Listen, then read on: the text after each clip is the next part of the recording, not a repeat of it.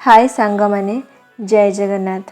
वर्षा पाग को गरम गरम मसला चा आउ ता सह गरम गरम पकुड़ीर स्वाद ए वर्षारे पूरा चार चाँद लगेदेव। आज मु आपण माननकु एही मसला चा बनेकी देखैबी। तो आशा करुची ए भिडियोटी आपण माननकु बहुत पसंद आसिबो। जदि भिडियो पसंद आसुची तो भिडियो को लाइक शेयर करी चैनल को सब्सक्राइब करने को भूलिबेनी। तो चलतु देखिबा आजिर रेसिपी।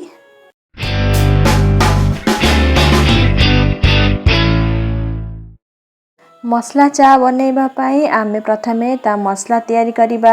तो मसला बनैबा पाई मु एठी 2 टेबलस्पून पानमधुरी, 5 टी बड़ा अलैच, 10 टी गुजराती, 1 टेबलस्पून गोलमरीच, फाळे जायफळ नेइची,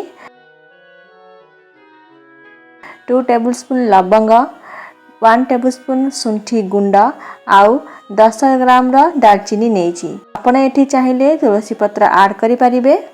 जायफल टिके स्ट्रॉन्ग थाए तो आकु टिके मु क्रश कर देबी। तापरे दालचीनी को टिके क्रश कर देबी। तापरे आमे सब गोटा मसला को टिके भाजीबा, बेसी भाजीबानी। टिके वासना आसी गले सेथिरे सुंठी पाउडर पकेई टिके भाजी गैस बंद कर दबा। जदि सुंठी न थाए तेबे फ्रेश अदा को नै परिबे। तापरे भजा मसला को गोटे ब्लेंडिंग जार रे देई भलो से ब्लेंड कर दबा। तो एबे आम चा मसला प्रस्तुत हो गला। एबे आमे चा बनैबा। तो एठी मु गोटे पैन रे गोटे कप पानी देउची। सेथिरे 2 टेबलस्पून चीनी, 1 टेबलस्पून चा पत्ती देई टिके फुटै देबा। जदि फ्रेश अदा नेउछंती ताले एठी छेची पकै दबा।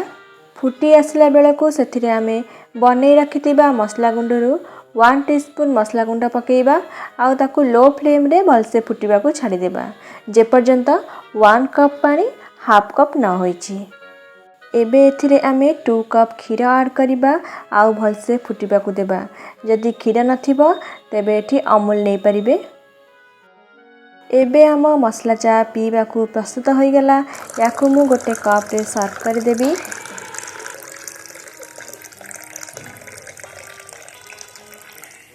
बाकी जो मसला गुंड रहिला ताको गोटे एयर टाइट डब्बा रे पूरे स्टोर करि परिबे।